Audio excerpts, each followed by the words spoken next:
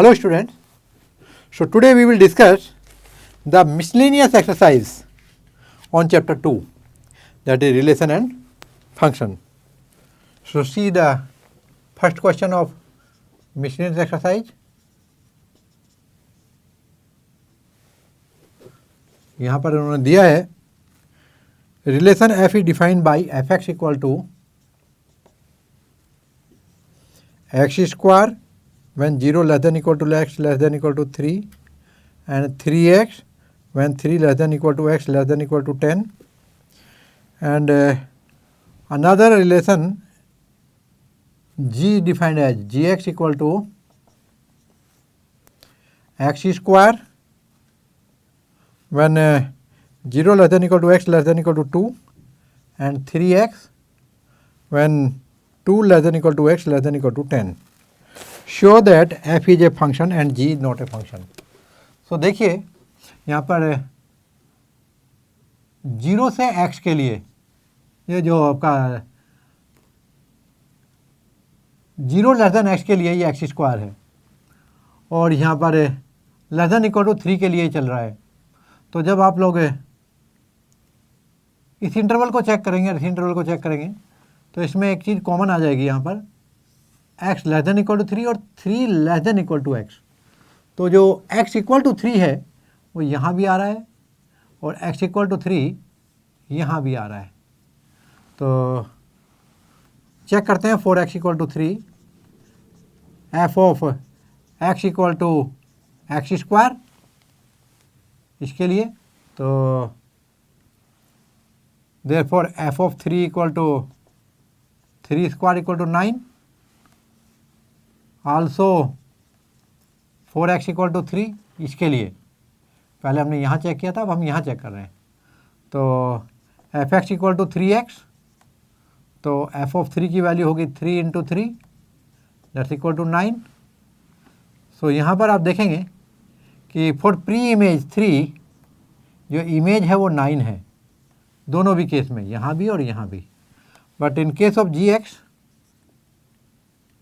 यहाँ पर fx के लिए चेक कर रहे थे हम लोग और यहाँ पर gx के लिए चेक करेंगे. देखिए फॉर x इक्वल टू 2 यहाँ पर देखें x less than equal to 2 है, यानी इक्वल टू 2 यहाँ एग्जिस्ट इसमें इंक्लूड करता है और यहाँ पर 2 less than equal to x में भी x इक्वल टू 2 आता है.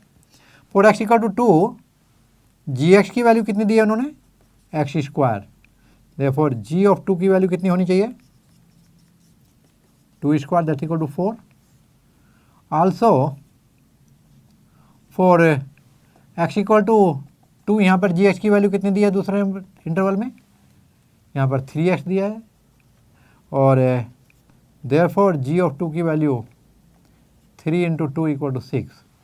तो यहाँ पर 2,4 एंड 2,6 यानी सेम प्री इमेज 2 के लिए यहाँ पर आपके पास दो इमेजेस हैं 4 and 6. So it is not a function. So from above we can say fx is a function but gx is not a function. अभी आप क्वेश्चन नंबर 2 देखेंगे और इस क्वेश्चन में दिया है fx equal to if fx equal to x square, for fx equal to x square find करना है f of 1.1 f of 1 f of यहाँ पे डायरेक्ट वैल्यू है 1.1 माइनस 1. तो f ऑफ 1.1 का मतलब होगा 1.1 का स्क्वायर और ये होगा f ऑफ 1 का मीन्स 1 का स्क्वायर अपॉन 1.1 माइनस 1. तो ये 1.21 होगा, ये 1 होगा, ये 0.1 होगा. तो वैल्यू आएगी 0.21 ओवर 0.1, ये 2.1 हुआ. क्वेश्चन नंबर 3 देखो. Find the domain of the function fx equal to दिया यहाँ पर देखो x square plus 2x plus 1. तो ऊपर तो किसी भी रियल नंबर के लिए डिफाइन होगा और कंडीशन होती है किसी रैशनल फंक्शन में, जैसे कि यहाँ रैशनल फंक्शन आप देख रहे हो कि ये here this denominator should not equal to zero, ये एफ एक्स ओवर जी एक्स की फॉर्म है, तो उसमें कंडीशन होती है G x should not equal to zero, X square minus 8x plus 2 है या क्या है, देखिए 12 है यहाँ पर, plus 12 should not equal to zero implies x square minus 6x minus 2x plus 12 should not equal to zero, और यहाँ पर आएगा x common, x minus 6 minus 2 common, x minus 6 it should not equal to zero, means x minus 2 और x minus 6 का जो product है it should not equal to zero, और ये जीरो सिर्फ तब होगा या x माइनस 2 की वैल्यू जीरो हो या फिर x माइनस 6, यानी कि x minus 2 should not equal to zero and x minus 6 should not equal to zero, means x should not equal to 2 and x should not equal to 6। Therefore उन्होंने क्या पूछा यहाँ पर, डोमेन, तो domain में आएगा r माइनस, और ये दो जो नंबर हैं real number 2 and 6 these are not the part of domain, तो इसमें कोई भी रियल नंबर होगा एक्सेप्ट 2 एंड 6। और अभी आप क्वेश्चन नंबर 4 देखेंगे, यहाँ पर दिया है उन्होंने find the domain and range of the real function f given by f x equal to x minus 1 का रूट। तो देखिए यहाँ पर क्या होगा, ये रियल फंक्शन है, यहाँ पर जो नेगेटिव नंबर है उनके लिए रूट डिफाइन नहीं होगा, यानी x minus 1 should greater than equal to zero, means x should greater than equal to 1, और for x should greater than equal to 1 यहाँ पर 1 के लिए वैल्यू जीरो आएगी, और यदि 1 से बड़ा x का वैल्यू कोई भी हुआ तो ये जीरो से ज़्यादा आएगा। तो जो डोमेन होगा वो होगा आपका 1, x की वैल्यू 1 या 1 से ज़्यादा तो 1 टू इन्फिनिटी और 1 इंक्लूडेड है, और जो रेंज होगा उसमें आपका 0 टू इन्फाइनाइट आएगा। और अभी क्वेश्चन नंबर, क्योंकि यहाँ पर जब x की वैल्यू 1 रखेंगे तो ये 0 होगा, यदि 1 से ज़्यादा कोई भी वैल्यू होगी तो ये पॉजिटिव वैल्यू आनी शुरू हो जाएगी। तो यहाँ पर एफ एक्स की वैल्यू जो है वो 0 से इन्फाइनाइट तक लाई करेगी। क्वेश्चन नंबर 5 देखिएगा, इसमें दिया है find the domain and range of the real function f x equal to x minus 1 का मॉड्यूलस। तो ये मॉड्यूलस फंक्शन है, आप देखेंगे यहाँ पर इसकी वैल्यू चेक करने के लिए आप देखेंगे कि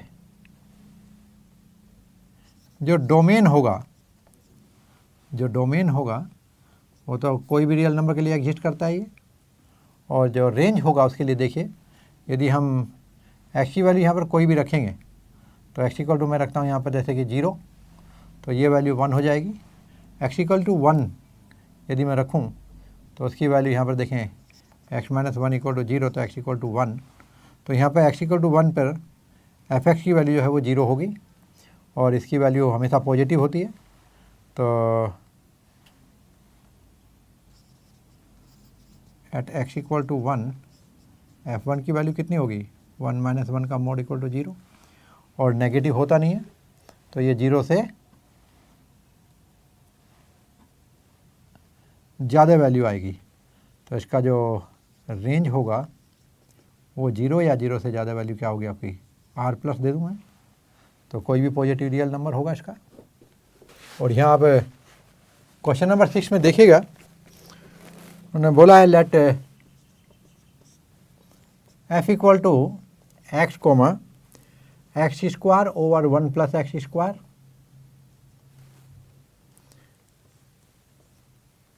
where x belongs to R, be a function from R to R, determine the range of f। तो ये कोई फंक्शन है और यहाँ पर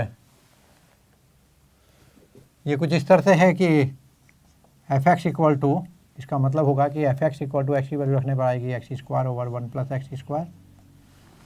सो पहले तो हम बताएं यहाँ पर कि as all terms of numerator and denominator are positive, ये हमेशा किसी भी रियल नंबर के लिए पॉजिटिव होगा, ये वैल्यू भी पॉजिटिव होगी।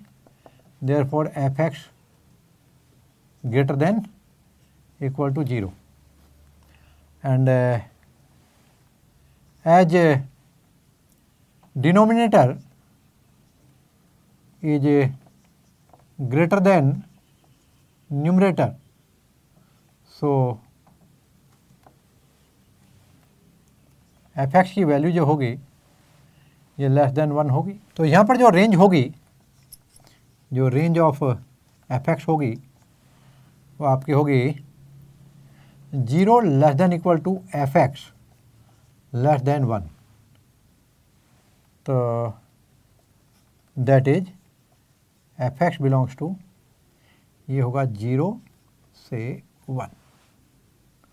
तो इस तरह से आपका ये एफ एक्स का रेंज हुआ। ये नंबर जो भी आएगा आपका ये 0 से बड़ा आएगा और 1 से छोटा आएगा including 0। And now we will see question number 7 and as it is given in question that f and g are function such that R2 R ये रियल नंबर पे हैं, be define respectively by f x equal to x plus 1 and g x equal to 2x minus 3 and here we have to find f plus g,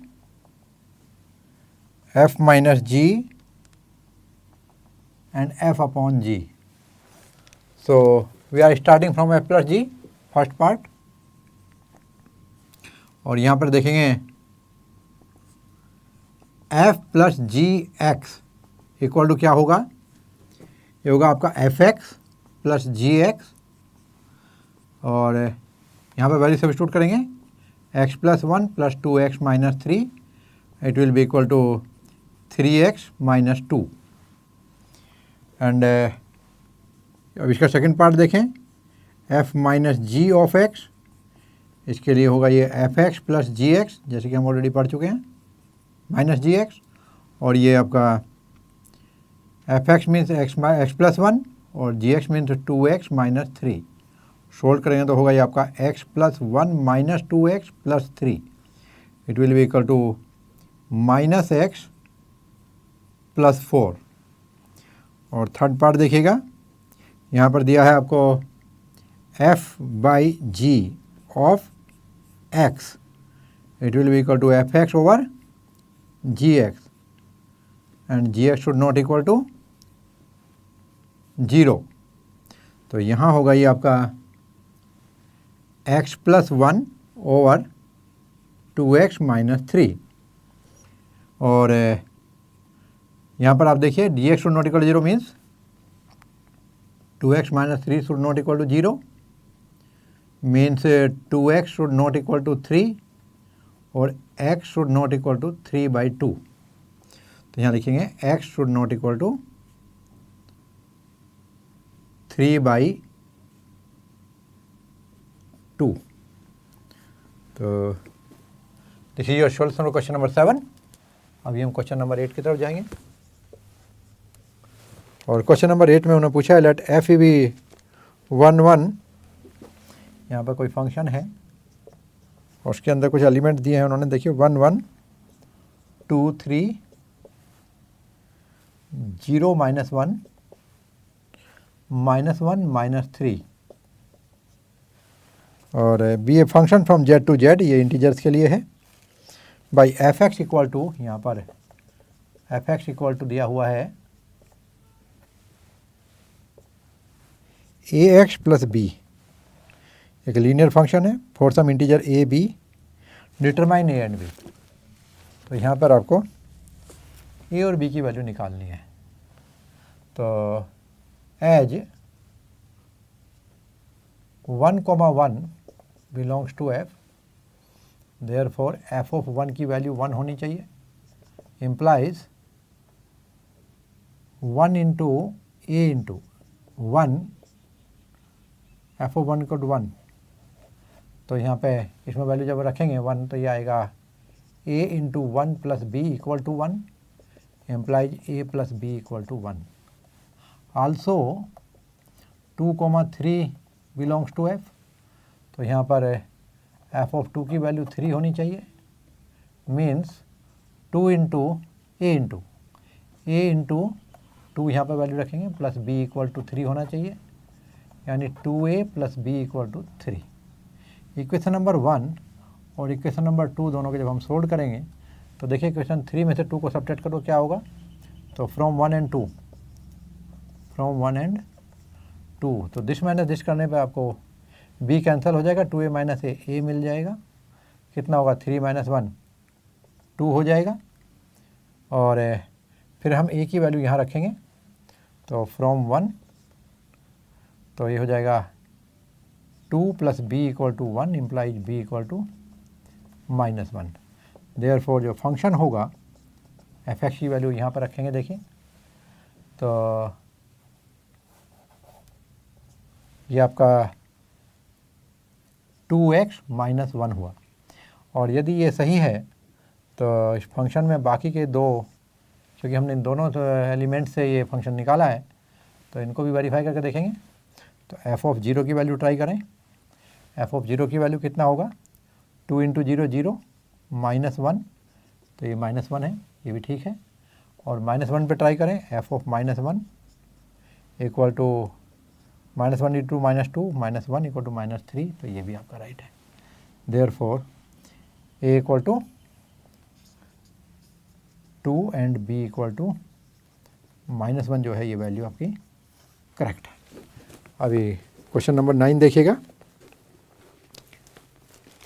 कि let R be relation from n to n defined by R equal to AB belongs to n, A equal to B square, are the following true? Okay पहले मैं आपको R such that n to n एक relation दिया है और R equal to कुछ define किया इस तरह से A कॉमा B, और यहाँ पर such that A comma B belongs to n and A equal to B square. ध्यान रहे ये नेचुरल नंबर पे है। तो पहला पार्ट है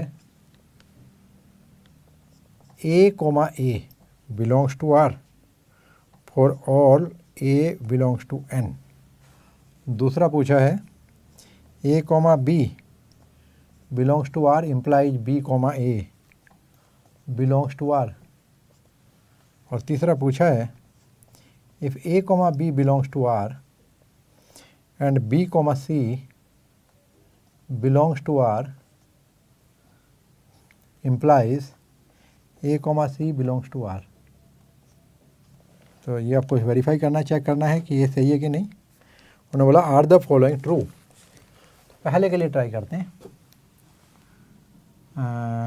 A equal to b square दिया हुआ है, तो यहाँ पर सॉल्यूशन देते हैं हम इसको। देखिए फर्स्ट के लिए, पार्ट के लिए यहाँ पर 4 A इक्वल टू, अब ये कोई भी नेचुरल नंबर लेंगे हम लोग, तो मैं 5 ले लेता हूँ, तो 5 इज नॉट इक्वल टू 5 का square, therefore A not belongs to R for every A belongs to N।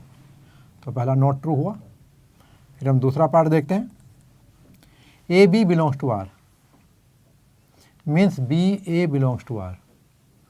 तो यहाँ पे 1 equal to -1 square, but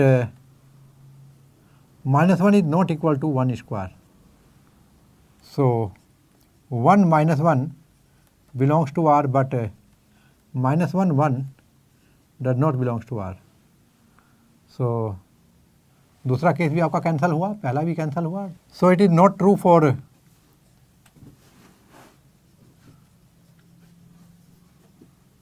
all A comma B belongs to N। और अभी हम लोग देखेंगे थर्ड पार्ट, यहाँ पर A B belongs to R means A equal to B square and B C belongs to R means B equal to C square. Then AC also AC belongs to r means a equal to c square, but यहाँ से आप देखेंगे कि यदि हम ए की value निकालें तो ये बी स्क्वायर है और बी की वैल्यू ऑलरेडी सी स्क्वायर है, तो सी स्क्वायर का स्क्वायर हो जाएगा ये, यानी a equal to c raise to power 4। तो a equal to c square नहीं होगा, सी स्क्वायर 4 होगा, तो a not equal to c square. तो ये जो ये वैल्यू है आपकी एग्जिस्ट नहीं करेगी और इस तरह से ये भी वेरीफाई नहीं हुआ। Now we are proceed in question number 10। और क्वेश्चन नंबर 10 में आपको दिया है a equal to 1 2 3 4 and b equal to 1 5 9 11 15 16 और एफ आपको दिया है 1 5 2 9 3 1 4 5 2 11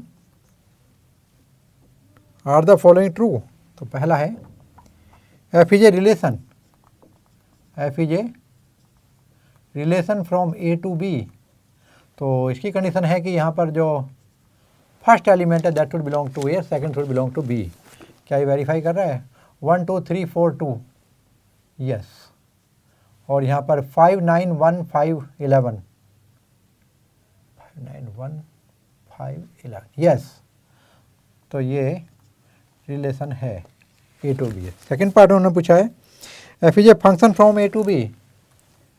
तो अब यहाँ देखिए सेकेंड पार्ट के लिए यहाँ पर 2 9 और 2 11 यानी सेम प्री इमेज 2 के लिए दो इमेजेस हैं as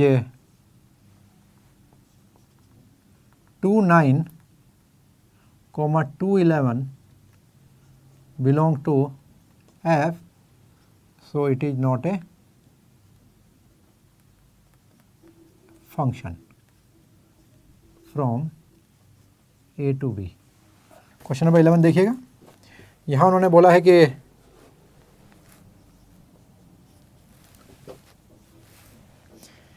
let F be the subset of Z cross Z defined by F equal to a b, a into b है ये, कॉमा ए प्लस बी,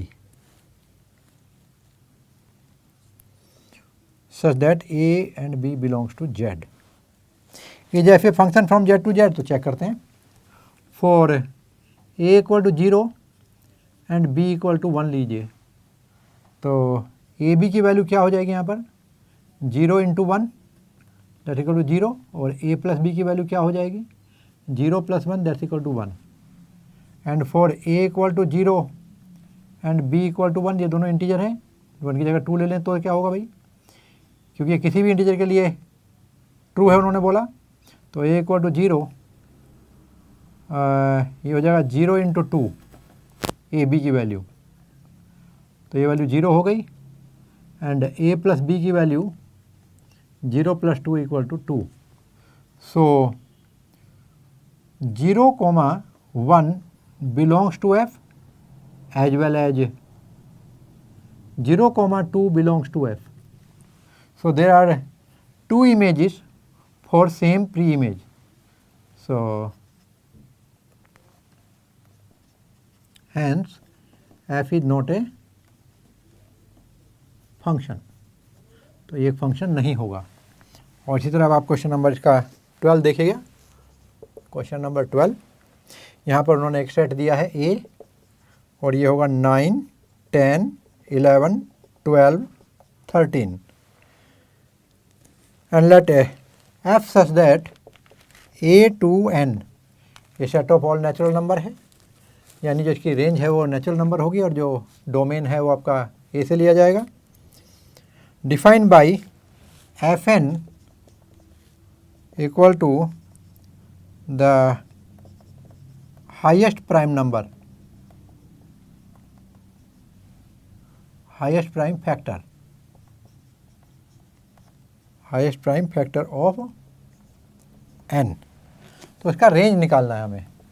तो f of 9 f of 11 10, f of 11, f of 12, f of 13। तो जरा देखिए, जो 9 है इसके prime factorisation करता हूँ मैं, तो इसके फैक्टराइजेशन होंगे आपके 3 इंटू 3 प्राइम फैक्टराइजेशन, तो हाईएस्ट प्राइम फैक्टर 3 हो गया। और यहाँ पर 2 इंटू 5 हो जाएगा 10 के लिए, तो हाईएस्ट प्राइम फैक्टर 5 हो गया। 11 में तो 1 इंटू 11 ही होगा, तो यहाँ पर आपका 11 हो गया। और जो 12 है ये 2 इंटू 3 हो जाएगा, तो हाईएस्ट कॉमन फैक्टर 3 हो गया, प्राइम फैक्टर 3 हो गया आपका। और जो 13 है दैट इज़ 1 इंटू 13 लेंगे, प्राइम है ऑलरेडी, तो यहाँ पर आपका 13। तो इस तरह जो रेंज लिखोगे, जो रिजल्ट आया वो देखिए क्या आता है, वो होगा आपका 3, 5, 11 और 13। तो ये हुआ range of F। So this was your exercise, hope आपने एंजॉय किया होगा।